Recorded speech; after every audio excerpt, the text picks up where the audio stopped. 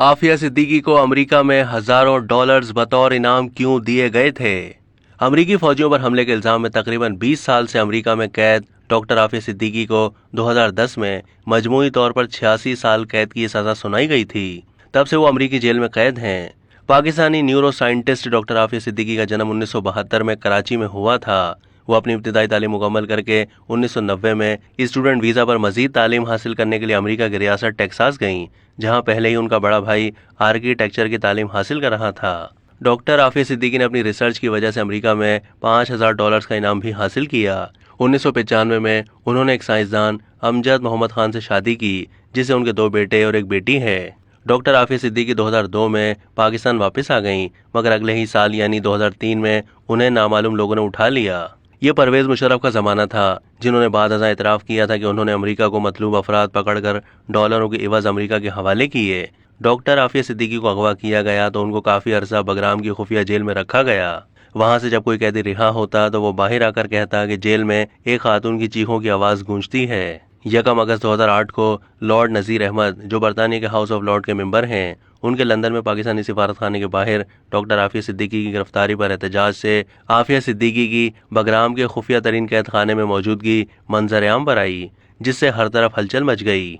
8 अगस्त 2008 को Asian human rights commission ने बंद आंखों, सूजे होठों और टूटी हुई नाक के साथ सुकड़ कर लेटी डॉक्टर आफिया सिद्दीकी की तस्वीर जारी कर दी। तस्वीर से बरसों का जिस्मानी तशद्दुद साफ आया था। इसके बाद पेंटागन ने हथियार डाल दिए और कैदी नंबर 650 की मौजूदगी का एतराफ़ किया, मगर कहा कि वो डॉक्टर आफिया सिद्दीकी नहीं बल्कि कोई और खातून थी, जिसको उसके मुल्क वापस भेज दिया गया है। बगराम से रिहा होने वाले कैदी को डॉक्टर आफिया सिद्दीकी की तस्वीर दिखाई गई तो उसने यकीन के साथ इकरार किया कि यही खातून कैदी नंबर 650 है।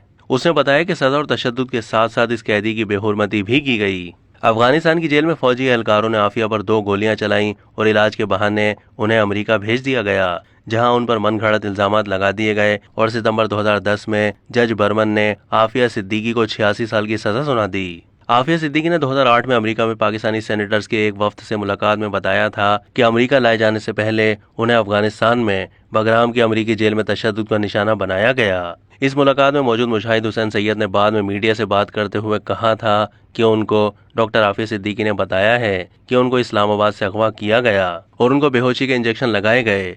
उन्होंने कहा था कि डॉक्टर आफिया सिद्दीकी के मुताबिक जब उनको होश आया तो वो बगराम जेल में कैद थीं। गुज़िश्ता कई सालों से डॉक्टर आफिया सिद्दीकी की पाकिस्तान वापसी की तहरीक चलाई जा रही है, जिसकी सरबराही उनकी अपनी बहन डॉक्टर फौजिया सिद्दीकी कर रही हैं। हाल ही में डॉक्टर फौजिया सेनेटर मुश्ताक अहमद के साथ अमेरिका गई थीं, जहां फोर्ट वर्थ की जेल में दोनों बहनों ने 20 साल के बाद पहली बार मुलाकात की थी। डॉक्टर फौजिया ने अपनी बहन आफिया के साथ 2 बार मुलाकात की, जिनमें से पहली मुलाकात में वो तन्हा थीं, जबकि दूसरी मुलाकात में उनके साथ वकील क्लाइव स्टैनफोर्ड स्मिथ और जमात इस्लामी के सेनेटर मुश्ताक अहमद भी मौजूद थे।